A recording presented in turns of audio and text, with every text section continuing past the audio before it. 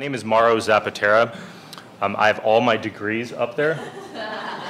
I did my MD PhD at Harvard Medical School, and during that time I also studied polarity therapy, cranial sacral therapy, and Reiki. So the RPP is polarity, the BCST is biodynamic craniosacral therapist.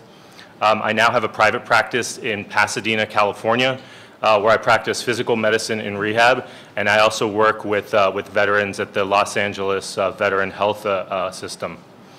The title of my talk is The Cerebrospinal Fluid and the Appearance of I Am. To me, the I Am is that inner sense of beingness, okay? The inner perception of existence. Numerous artists have depicted our energetic bodies manifesting as physical forms. Many times there appears to be a swirling of energies or vortex, with a condensation or differentiation of energy from some source with a focal point in the brain. This presentation will be on the cerebrospinal fluid as what I believe to be a potential conveyor of the source energy to our physical bodies, through which the I Am is experienced. This talk was inspired by my love for the cerebrospinal fluid and a discussion I had one day with the organizers of this conference, Maurizio and Zaya, who mentioned this quote when I was telling them about the fluid by Nisargadatta Maharaj, an Indian guru of Advaita. He said, "Fluids come together and the I Am appears." Instantly, we sort of have that sparkle in our eyes that we thought maybe Nisargadatta may actually be referring to the cerebrospinal fluid. So what is the cerebrospinal fluid? The cerebrospinal fluid is a clear fluid that bathes the brain and the spine. You see it here depicted in blue. It occupies the cavities within the ventricles, within the brain, called the ventricles, which we'll get into more detail. It also covers the outside of the brain. It travels down the central canal of the spinal cord, travels down all the way down your spinal cord, all the way to lumbar vertebrae 2. It also bathes all the way down the outside of your spinal cord as well. What's interesting is that the spinal cord actually ends at L2, but the cerebrospinal fluid actually goes down the dural sac all the way to S2, all the way to sacral segment 2. That's sort of what we would consider the root, or the root chakra. So you're sitting on where the cerebrospinal fluid would end. But if you put your hands on your hips, okay, and you feel your hip bones, that's L4.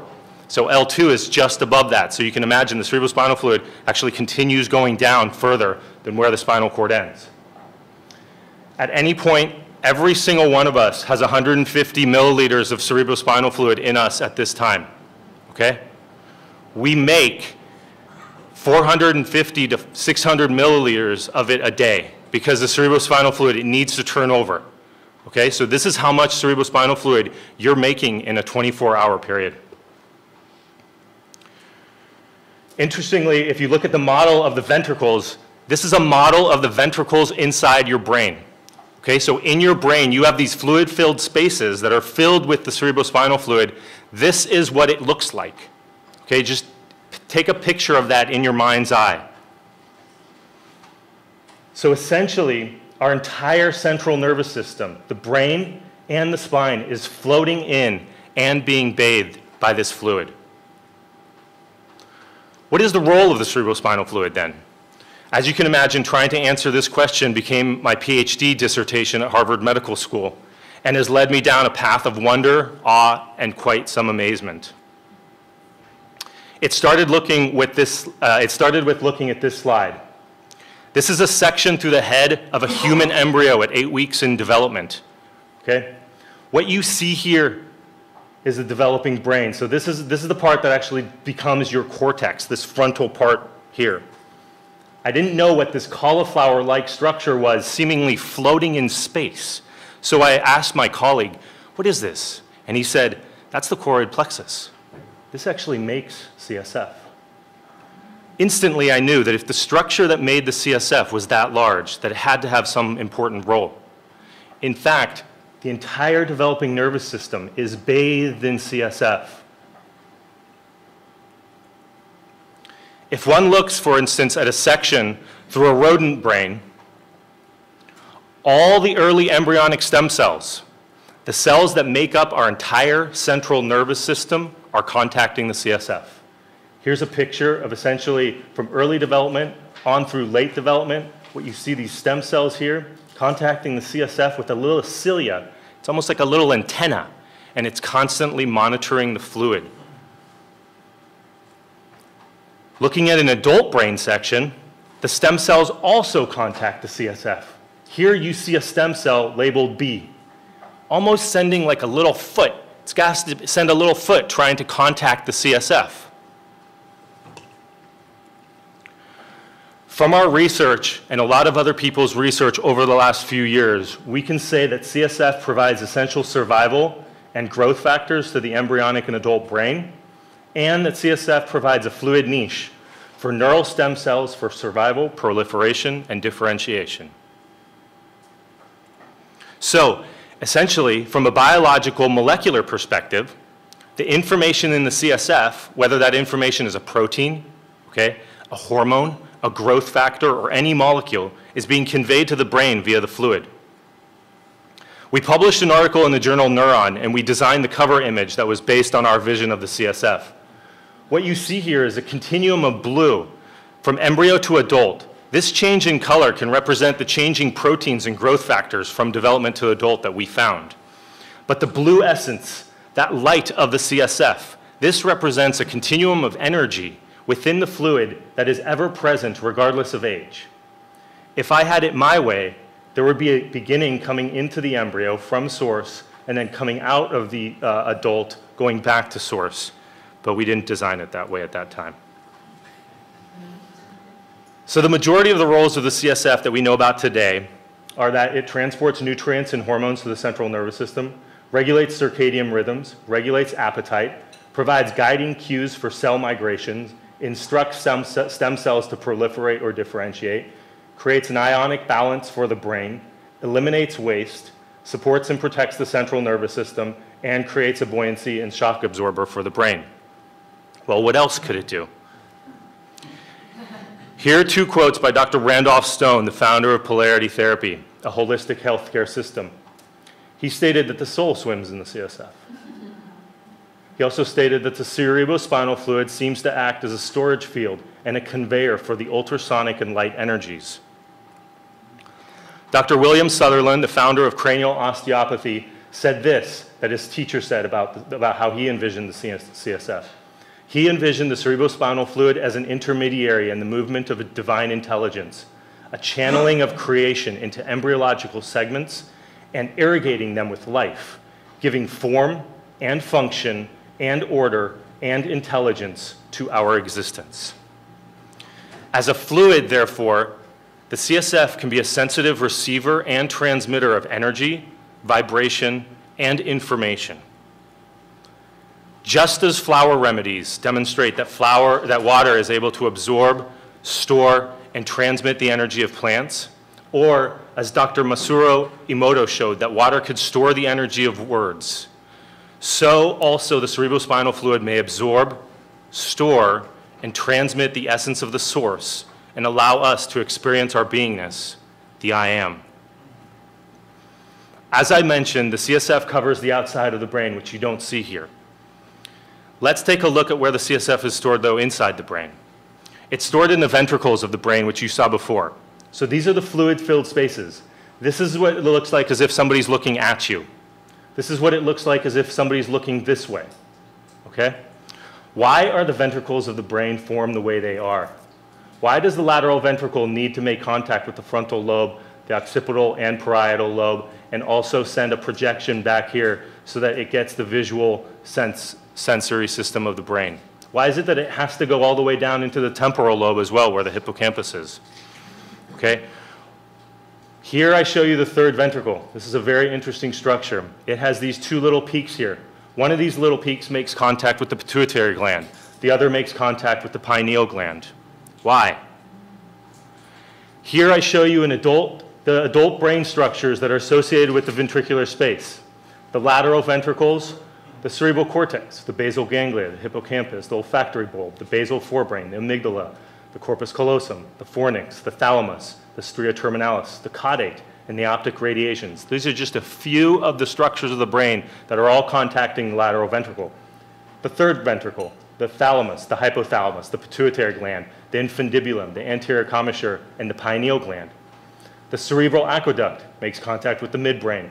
The fourth ventricle makes contact with the cerebellum, the pons, and the medulla. And the central canal goes all the way down the center of our spine. And remember, that's just on the inside of the brain. That's not even talking of what it's doing on the outside of the brain. So imagine that the CSF is a vehicle of transmission of information. Quickly, something gets into the CSF and can transmit that signal to multiple parts of the brain simultaneously. It does not use any synapses like the rest of the brain and spinal cord do, and it can achieve total synchronization. One example of this is melatonin. It is synthesized from the tryptophan and serotonin. It is mostly synthesized in the pineal gland. The pineal gland is a small gland contacting the third ventricle. You see it right here. This is the third ventricle. You can actually see the pituitary gland as well. One of its major functions is for the production of melatonin, which is responsible for inducing and maintaining states of sleep and processes that show rhythmic variations such as body temperature and appetite, as well as it's a very powerful antioxidant and detoxification method. Some people have looked at the distribution of melatonin from the pineal gland to various brain regions. There's very good evidence to actually suggest that melatonin is produced in the pineal gland, released into the CSF, and distributed throughout the entire ventricular system via the CSF. These are images from Dr. Russell Reiter at UT Health Science Center depicting this. In addition, because the CSF also covers the outside of the brain, there's distribution not only from the inside out, but also from the outside in. If you look at plasma versus CSF melatonin concentrations with time of day, this is the night when the CSF concentrations raise 17 times compared to only 6 times in the blood. The global effects, therefore, of melatonin on the brain to help regulate and induce sleep, which is an altered state of consciousness, and other functions in the brain may actually be through its effects via the CSF. Another fascinating compound that is being studied by a number of people now is DMT. Similar to melatonin, it is produced from the amino acid tryptophan, but it goes via the tryptamine pathway. What is DMT? DMT has been coined the spirit molecule by Dr. Rick Strassman, and in fact, he has an entire book on this. It is widespread throughout the plant kingdom. Trace amounts of it are found in mammals. DMT-containing plants are commonly used in shamanic rituals, and it can produce a powerful, psychedelic, near-death, and mystical experience. It is hypothesized to be released at birth, death, and during vivid dreams. Endogenous DMT has been found in the human body. It's been found in the blood at some pretty low concentrations. They're decently high. In the urine, in the feces, in the kidney, and in the lungs. It's also found in the CSF at some of the highest concentrations that have been found in a low number of people because it's difficult to actually find this molecule. In 2013, Rick Strassman, the same person who published that book, found DMT in the rat pineal gland. So therefore, the high concentrations of DMT in the CSF are likely released from the pineal gland into the CSF to produce similar effects like melatonin, bathe the entire brain. Therefore, I'd like you to bring your attention back to that third ventricle. Okay? It's a midline space. Its boundaries are the pituitary gland in front, the pineal gland in back, the hypothalamus, and the thalamus. Okay? If you just go back and look at what all those things do, it's incredible. The space in between these structures, this space in between the pineal gland and the pituitary gland, has actually been called the Crystal Palace by Taoists, and it's been called the Cave of Brahma by some Hindu yogic traditions. This space is filled with cerebrospinal fluid. It is my belief that this is the place for the birth of the I am in physical form, where through dispersion of the energy within the fluid, our entire brain is simultaneously bathed with the differentiated energy from the source, providing the synchronous, unified experience of I am. Imagine, therefore,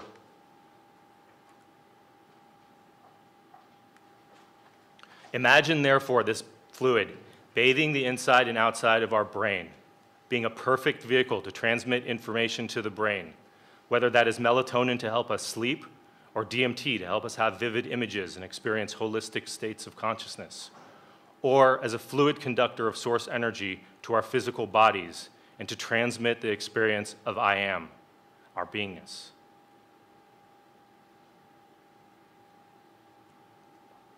Now, I'd like to do a little visualization with you.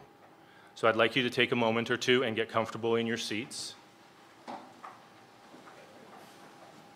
I put up here the images of the ventricles, so that if you just need a little help imagining them from the inside, but remember the CSF bathes the entire outside of the room. So close your eyes, feel your back and legs on the chair, and your feet on the ground.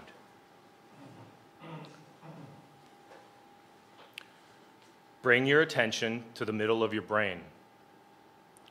Imagine a straight line from between your ears and go to the center of that line, into your third ventricle.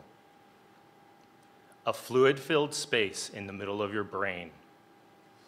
A radiant lake, a lake full of CSF. Sense the sensation of this radiant fluid. Now feel the source energy gathering. Sense the pulsation of the fluid throughout the entirety of the inside of your brain, around your brain, and all the way down the center of your spinal cord and around your entire spinal cord down to your tailbone. Sense the rhythmic pulsation of the fluid.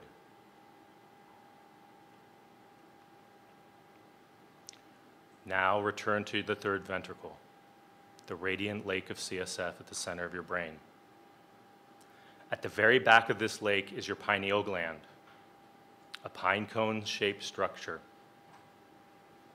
Just like you create gentle waves in a bathtub, create some waves that gently hit your pineal gland to activate it. Feel the pineal gland release small amounts of DMT into your CSF. Envision the DMT bathing your entire brain, inside out and outside in.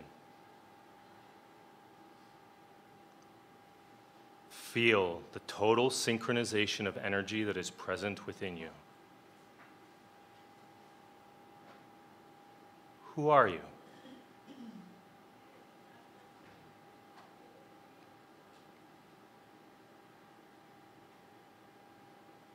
Feel the rhythmic pulsation of your cerebrospinal fluid.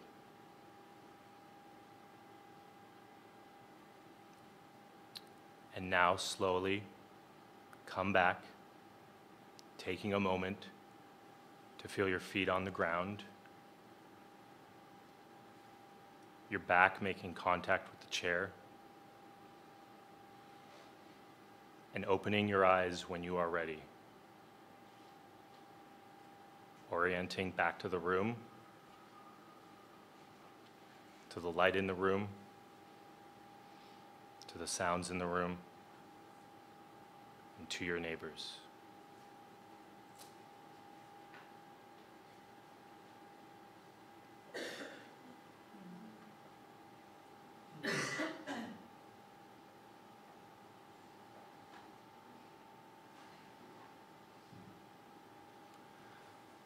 I always feel a deep gratitude anytime I do any of my work, so I have to thank my wife and my son who provide a lot of inspiration for me. Maurizio and Zaya and all the Sand organizers, Nisargadatta Maharaj, obviously, Maria and Chris Walsh, who I did my PhD with, Dr. Randolph Stone, founder of Polarity Therapy, Jeannie Kerrigan and Jeffrey Wilson, my polarity teachers, Russell Ryder, who provided the melatonin slides, all of you for coming, the CSF, and my acknowledgments to life. Thank you. If you have any questions, I put up my email. Also, you can contact me at any time. It's essentially my first name, last name @gmail.com. I love to continue discussions or anything you wish.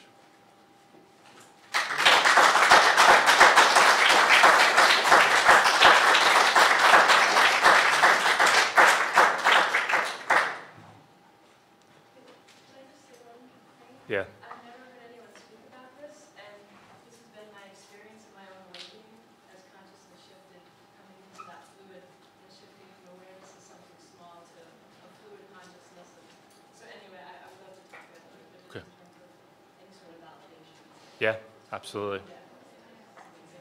Thanks. Yeah. Melatonin became so popular drug for Yeah. fitness, and but usually people don't realize its effect. So complex system that affect whole your wholeness.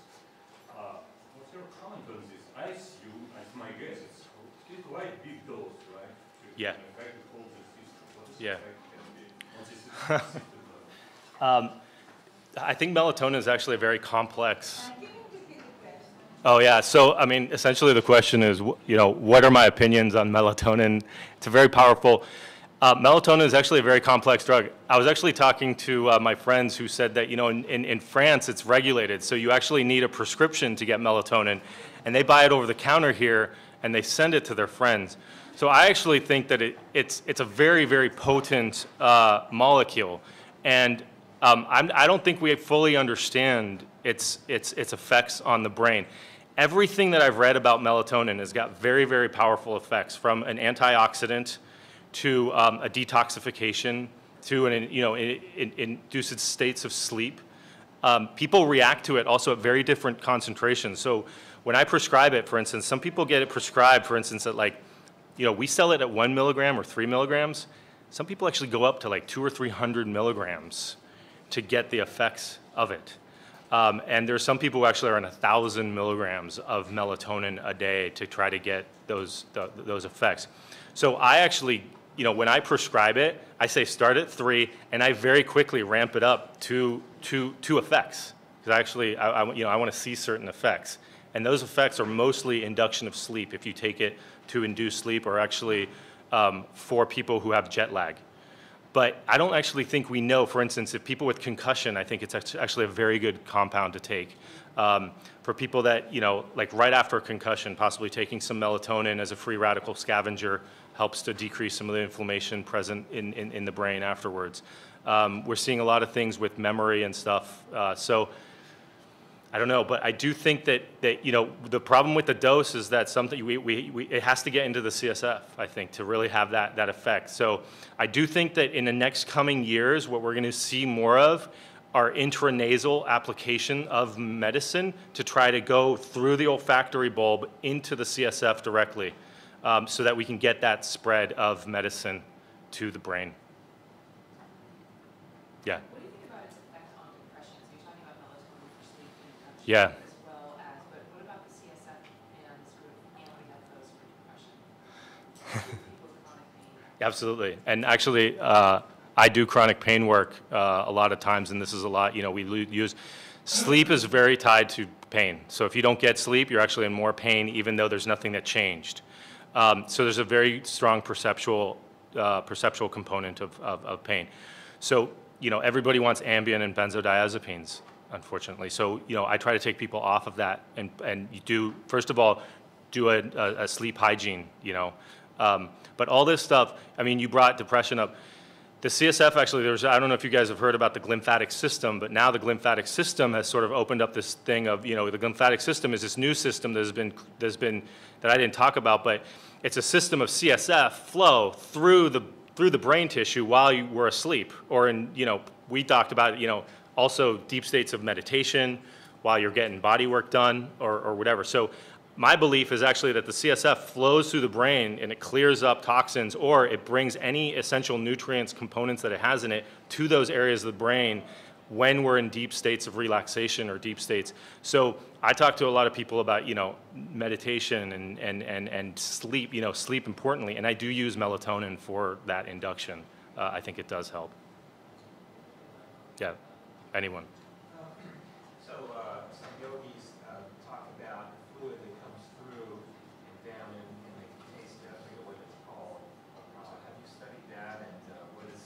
No, but everything I read about the fluid is very consistent. So even a Kundalini rising, for instance, that could easily start, instead of dropping into the third ventricle, that could easily start at S2 and then rise up.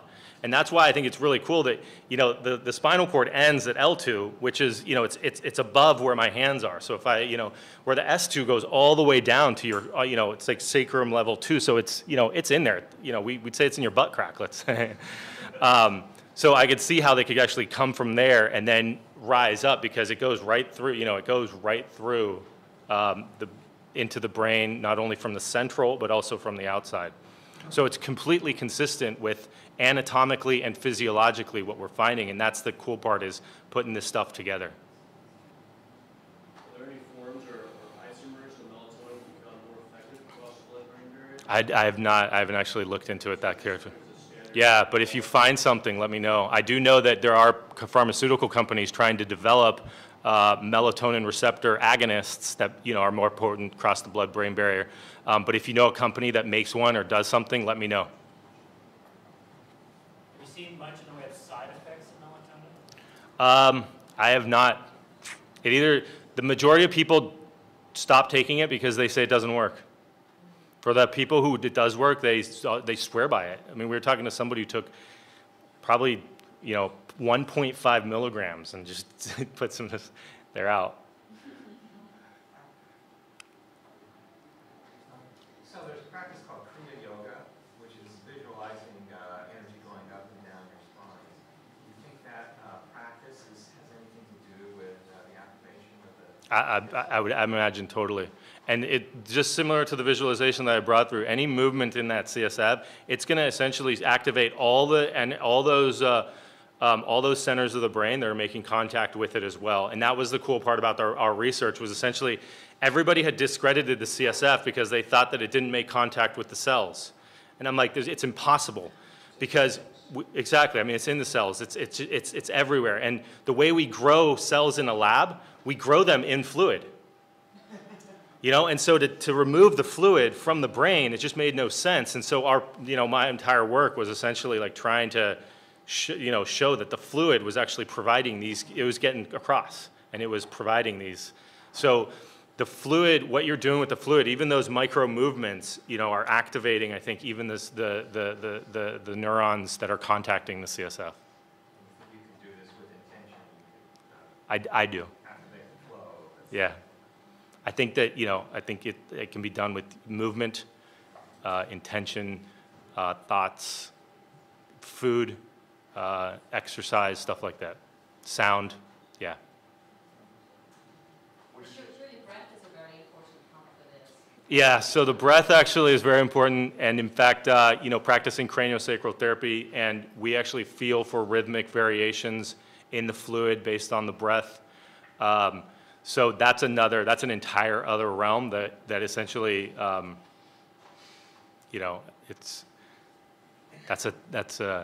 absolutely. So your breath has definitely effect on the CSF.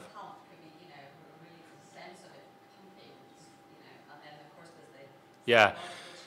And the other thing is, what's cool about the cerebrospinal fluid is that it's also connected to the choroid plexus, and the choroid plexus is very connected to the blood. And so when you change your respirations, you also change your heart rate, which is going to shift your parasympathetic, sympathetic nervous system as well, which is actually going to affect the choroid plexus and how the choroid plexus releases CSF into the ventricles as well. So it gets into some very, I think, complex and dynamic things, but I think it's... The choroid plexus is involved in releasing CSF. Yes. Yeah. So there's a connection with the heart. Yeah. What does your practice look like, the balance between allopathy and cranial and polarity? My wife actually does all the cranial stuff. I refer to her. There's just a limited amount of time in a day that I could do. We teach polarity therapy, but I do essentially rehabilitation. So anything from, brain injuries to spinal cord injuries to chronic pain to anything like that, to people who want to just get better and, have a healthier lifestyle, to, professional surfers who just have want to surf better and have hand pain and stuff.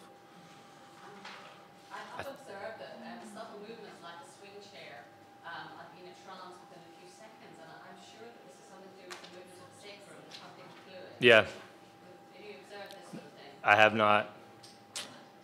I think like your personal experiences on this is actually more, it's more because right now we're just starting to put fMRI to look at real CSF flow, because even the way that we understand CSF flow is being completely changed. So people just thought it went from the fourth ventricle into the third ventricle and down and sort of had this percolating, based on gravity and stuff like that, and it just doesn't. Yeah, it doesn't at all. So, So I think we have to get Yeah. ready for the next Sorry. video. Thank you.